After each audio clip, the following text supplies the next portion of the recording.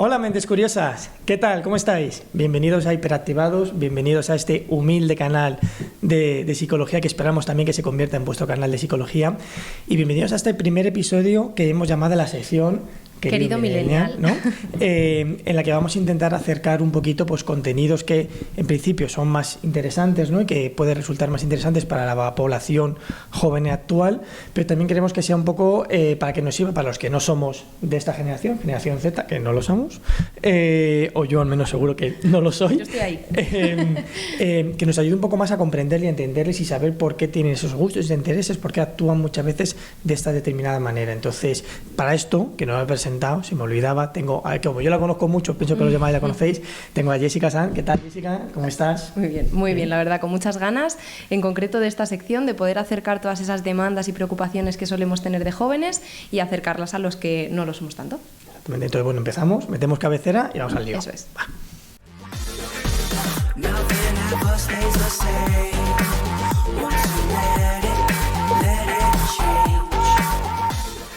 Bueno, pues hoy en este primer episodio, Alberto, queríamos hablar de un tema que nos parece muy interesante, que es ese término que está muy de moda ahora, que hace alusión a estos jóvenes como generación de cristal, ¿no? Esa generación de cristal que comprende a los chicos y chicas que han nacido a partir del 2000, que son 100% nativos digitales y que muchas veces se hace alusión al término un poco de manera despectiva, ¿no? Como que son más frágiles, más vulnerables, menos resistentes y que al final se quejan un poco por todo, ¿no?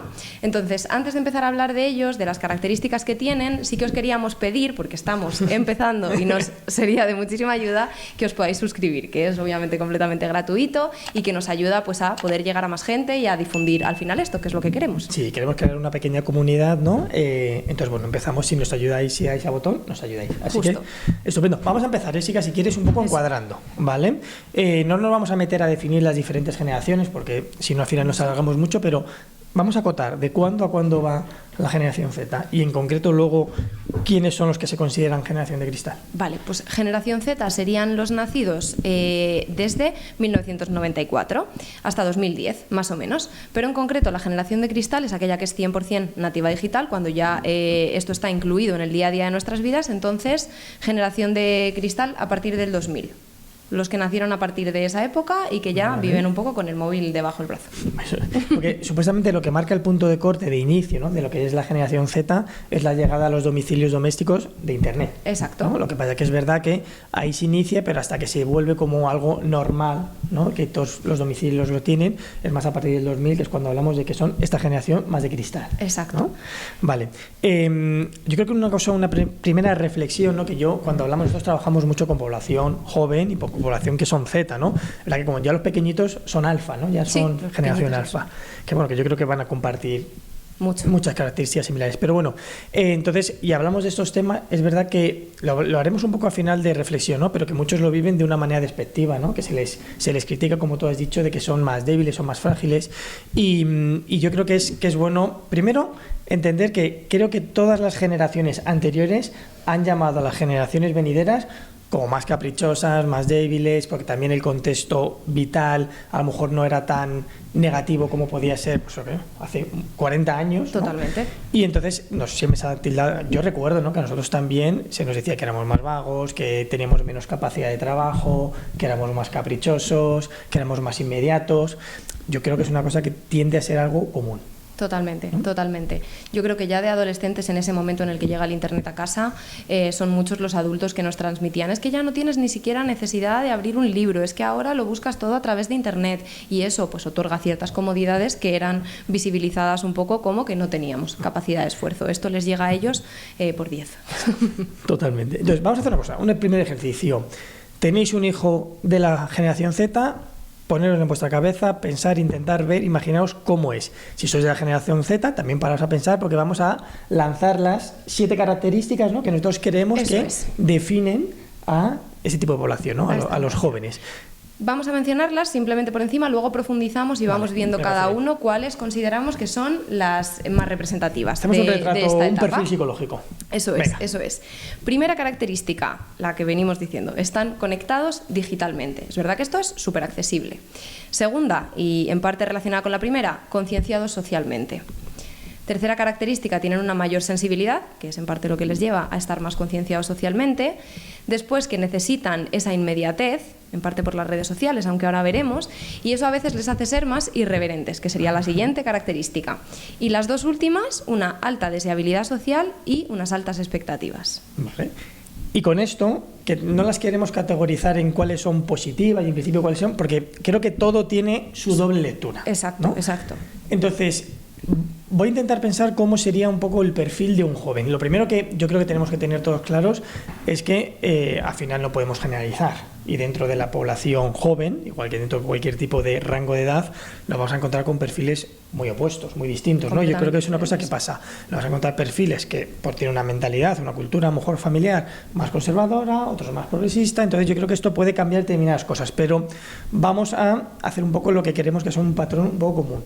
Y yo creo que lo primero, que es la primera característica, y si quieres vamos un poco comentando y alternando, justo, Jessica, es que son 100% activos digitales, ¿no? Yo creo que, y fíjate, ¿tú te acuerdas cuando llegó Internet a tu casa? Sí, perfectamente. Era un ordenador enorme y estaba muy limitado el acceso.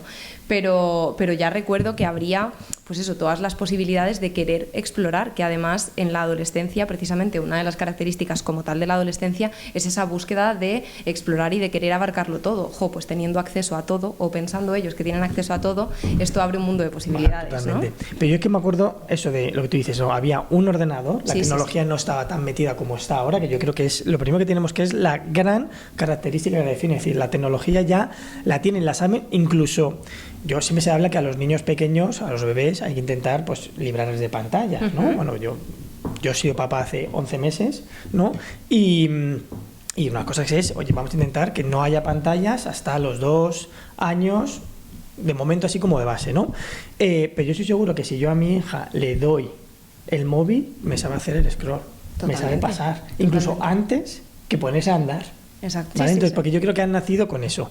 Yo me acuerdo cuando llegó internet en mi casa, que había un ordenador que estaba ahí y que para meterte primero tenías que esperar a que se encienda el ordenador, cargar el módem, que era un módem que hacía un ruido de que era también ya te obligaba a esperar, y era, no sé, vivimos esa transición de lo que era no tener, ¿no?, esa tecnología, a empezar a tenerla de una manera un poco más primitiva, que costaba todo un poco más. Ellos han nacido ya con internet, con la tecnología bien desarrollada. Entonces yo creo que eso es la primera característica. No saben vivir sin internet, han normalizado el uso del móvil, el uso de internet, el uso de las redes.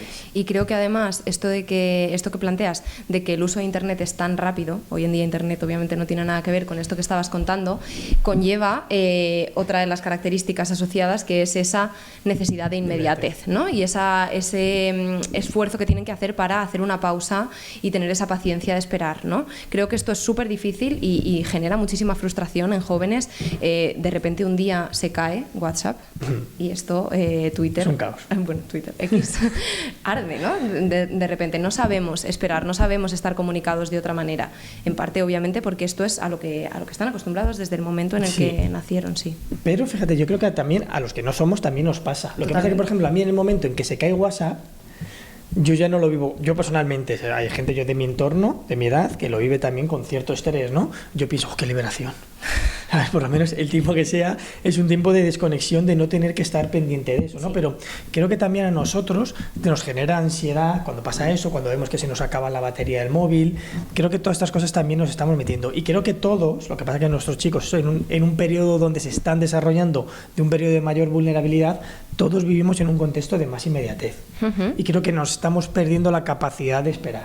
Y esto lo vemos también, por ejemplo, a la hora incluso de hacer un café. Antes te hacías un café de filtro o en cafetera italiana y tenías que esperar a las de cápsulas, ya incluso hasta que le das al botón y se calienta un poco la máquina, es esperar 30 segundos. A veces se puede vivir un poco con cierto malestar. Entonces, creo que una característica principal de esos también son 100% digitales y son más inmediatos. Y creo que esta inmediatez puede tener dos lecturas.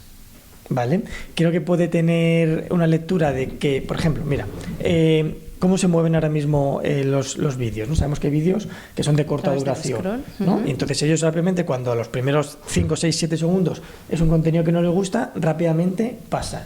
Creo que eso les puede hacer un poco más intolerantes, ¿no? O menos permitir un poco menos contenido que no es interesante o incluso que es para ellos aburrido.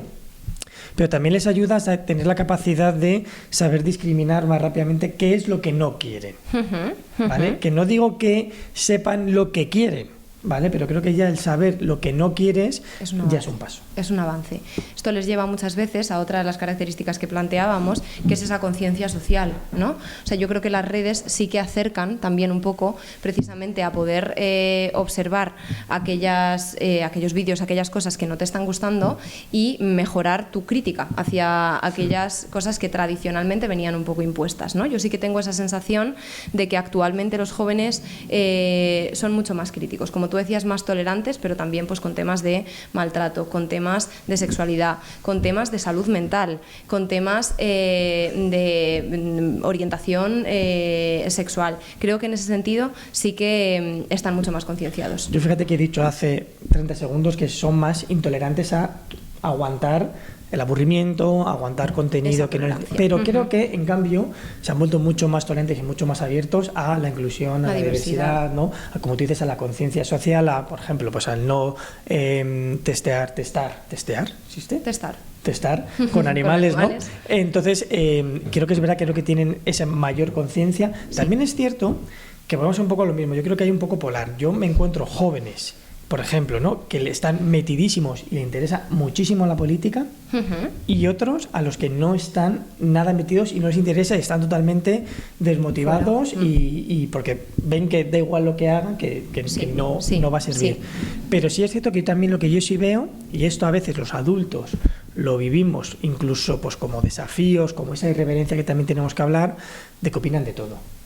Claro. Se ven con el poder y el derecho de opinar de todo en el momento que ellos crean y tienen el altavoz de las redes sociales. Claro, pero también pongámonos en esos jóvenes. Tienen acceso a toda la información y ellos consideran que desde ahí son un poco omnipresentes, ¿no? Sí. Lo saben todo y pueden buscar una información inmediata en un momento determinado. Entonces, claro, argumentar sin tener esa información, ellos es que, o sea, a mí me ha pasado argumentar con ciertas cosas desde, por ejemplo, de salud mental, ¿no? Nosotros como profesionales, y de repente te encuentras algún joven que ha leído sobre salud mental y desde ahí sienten que tienen toda la información y toda la veracidad. Creo que eso habría que desmontarlo. Pero estoy muy de acuerdo en una cosa que decías antes. Creo que no todas estas características son ni buenas ni malas, forman parte de un continuo. Y, por ejemplo, con respecto a la salud mental, creo que esa voz que ha dado las redes sociales en general es muy positiva.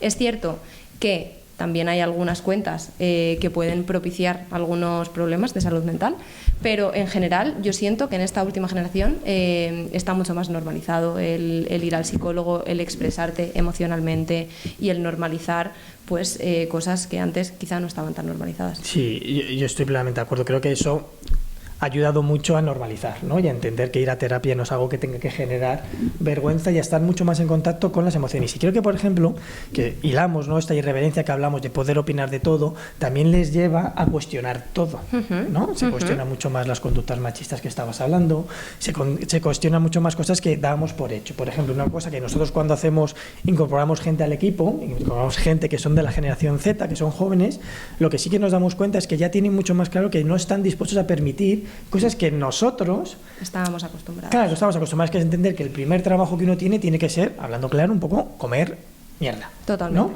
Ellos ya entienden que no, ellos entienden que hay unos convenios, hay unos mínimos y que también quieren encontrar ese equilibrio. Nosotros hemos crecido, yo por lo menos he crecido mucho, como que una parte en la que te tienes que sentir realizado es a través del trabajo y que lo importante es trabajar. Totalmente. Para conseguir unos progresos, para conseguir unos ingresos, para conseguir también luego ahorrar, que esto también es un perfil que creo que tenemos que hablar, una característica, para comprarte una casa, etcétera. Sí, qué difícil. Es un tema. Entonces ellos lo cuestionan, te encuentras que ellos quieren encontrar un equilibrio entre la vida laboral y la vida personal. Y creo que todos estos cambios, creo que todas estas cosas, cuando critican todo el cambio climático, cuando critican las conductas machistas, cuando critican la sostenibilidad que le piden en las empresas, creo que a nosotros, al resto que estamos con otras creencias y otros valores, nos descoloca. Totalmente. Y lo vemos incluso como faltas de respeto a lo que ya está preestablecido. Y creo que aquí nosotros tenemos que hacer ejercicios a darnos cuenta de que a lo mejor hay cosas que dicen y que proponen que están bien. y que son cambios que se tienen que dar. Que a lo mejor lo buscan con mucha impaciencia, lo quieren todo muy rápido, pero que creo que, joder, están promoviendo y están planteando cosas que son muy interesantes para valorar. Y hablando del trabajo, precisamente, creo que si hace 5 o 10 años le planteásemos a una persona adulta, no de esta generación, que ganarse la vida a través de Twitch va a ser un trabajo, pues claro, fliparía totalmente, ¿no? Pero al final creo que nos están demostrando que hay otras formas de funcionar que también son posibles y que priorizar tu tiempo es algo que es muy importante siempre y cuando lo dosifiques, que ahí es un poco donde yo creo que está la clave, y ahora hablaremos de una de las que yo creo que son las características principales, que es el desajuste de expectativas, ¿no? Sí. Pero sí que creo que nos están enseñando otro modo de funcionar, otro modo de trabajar y otro modo de priorizar las cosas. Y lo que tú has dicho ahora mismo de los ajustes de expectativas, que venía un poco relacionado con esa inmediatez, que yo creo que es una de las cosas malas que tiene el querer ser inmediato. Te digo, oye, quiero ser inmediato, tengo muy claro lo que no quiero, incluso ambiciono y voy a buscar lo que sé que me gusta y que me interesa, pero tiene una parte negativa, que es verdad que uno quiere vivir las cosas más rápido muchas veces de lo que corresponde, porque la vida luego es de todo menos inmediata. Totalmente. Cuando quieres algo, pues tienes que perseverar, tienes que tener paciencia, tienes que flexibilizar. Cuando vas a hacer un plan, pues tienes que cambiar porque esto no funciona, porque es verdad que a veces este pasar, ¿no? Este Swift, como el Tinder que paso, lo aplican un poco a todos. A la vida, lo aplican también a la parte de las relaciones de amistad, de las relaciones de pareja, de los trabajos, de los estudios, y creo que es verdad que eso es una cosa que tenemos que trabajar, que ellos tienen que conocer para que aprendan a tener un poco más de sosiego. Paciencia. Sí. Pasa con las relaciones sociales mucho, últimamente yo esto lo veo mucho. Creo que una parte buena de las redes sociales es, dentro de la salud mental, estamos mandando el mensaje de establece límites, cuida tus relaciones, priorízate, que creo que es muy positivo, sí. Pero por contra, tiendo a ver mucho decisiones completamente radicalizadas desde el inconformismo de he detectado una red flag, ya no es mi amigo, ya no es mi pareja, ¿no? Y creo que todas las relaciones... Creo que podemos hablar, a ver si os interesa, sí, de red flag o de rupturas con amigos, no solo rupturas con pareja, me parece que es un tema que puede ser bastante interesante. Totalmente. Pero viven esa red flag como un momento crucial dentro de la relación y no trabajan en ese concesión que son todas las relaciones. Y establecer límites personales no implica que no tengas que pasar ciertas cosas y que la otra persona también tenga que establecer sus límites. Es que eso yo creo que también tiene mucho que ver, que son chicos que tienen, yo generalmente veo que tienen menos miedo al cambio. ¿Vale? Son más, oye, pues como ven que hay más posibilidades, como ven que tienen más oferta, como ven que, bueno, pues si este amigo no me cae bien, tengo la posibilidad de conocer a otros, pues en otros contextos, incluso contextos digitales que nosotros no valoramos tanto porque no hemos nacido con ello, pero entonces les lleva a eso, ¿no? Yo creo que les lleva a ser más radicales en determinadas decisiones. Y una cosa que sí quiero comentar para ir terminando y haciendo un poco una reflexión es lo que veníamos comentando. Unas cosas que creo que se critican, que ya se critican a nosotros, ¿vale? Es que las generaciones que son más mayores tenemos también mucho la cultura del ahorro para comprar una vivienda, comprar un coche y poder tener ahorros para X y por Y. Y es verdad que da la sensación que los jóvenes, incluso ya los millennials se nos decía, pero con la generación Z yo creo que se ve más acuciado, es, oye, es que gastan, no ahorran, son caprichosos, y es verdad que destinan gran parte del dinero precisamente a disfrutar y a vivir. Al ocio. Porque creo que les lleva ese cortoplacismo, esa inmediatez, pero también creo que la vida, y es una cosa que tenemos que criticar, y es una cosa que está muy en boca, el tema, por ejemplo, de la vivienda, que el contexto vital en el que se encuentran ahora mismo tampoco favorece que tengan una mentalidad de ahorro. ¿Por qué? Porque la vida se ha encarecido. Totalmente. Porque luego también el acceso a la vivienda está imposible. Las condiciones de trabajo son precarias y temporales. Y esto hace que no se vean con la posibilidad de ahorrar para llegar hasta el punto de comprarse una vivienda. Entonces, totalmente. ¿Qué hacen? Oye, pues me lo gasto ahora, disfruto ahora y priorizo mi tiempo. Exacto, si es que es lo que estás diciendo. O sea, además de que sean cortoplacistas, es que se ve tan lejos la posibilidad de acceder a algo medianamente digno, sobre todo dentro del plano de vivienda, que también hay que comprender que ellos pues prioricen otras cosas. Claro. Entonces es un poco el perfil que vemos, ¿no? Y como decimos, todo tiene dobles lecturas. Sí. ¿Vale?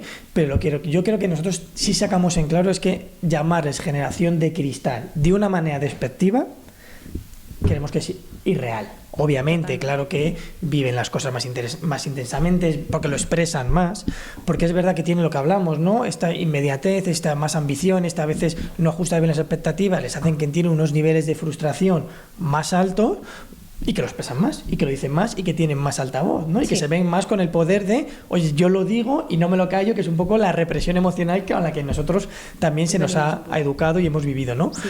Pero me parece que es un error, primero porque al final son los que van a construir el futuro y son los que tenemos que impulsarles animales y tenemos que trabajar con ellos. Obviamente, todas estas cosas para mejorarlas. A mí me gusta mucho, y también por acabar, quedarme con una reflexión que cada vez escucho más entre esta generación de cristal, que es intentar cambiar un poco la concepción del término y quitar ese son más vulnerables, más débiles, más frágiles. Ellos dicen que son más transparentes. Pues Y a mí me me parece... Eso es una buena visión. Me parece Creo muy acertado. que para los que gestionamos la transparencia nos ayuda a entender cómo se sienten. Eso es. ¿Vale? A gestionarles. Entonces, bueno, esperamos que os haya gustado este primer episodio, querido Millennial, ¿no? Sí, tendremos más hablando de relaciones, rupturas... Y de aquellas cosas que nos queráis proponer. Vamos a dejar, fíjate, yo creo que vamos a dejar una plantilla en comentarios para que nos contéis. Que nos contéis cuáles creéis que son los pros y los contras de la generación. Si sois adultos o familias que tenéis un hijo, que tenéis en vuestro entorno generación Z, que nos lo contéis, o vuestra opinión, o si sois pertenecientes a esta generación, que también nos digáis si nos hemos acercado más o menos o cómo os sentís. Así que nada, y muchas gracias por estar al otro lado, os esperamos en el próximo episodio y nada, muchísimas gracias. Gracias. Chao.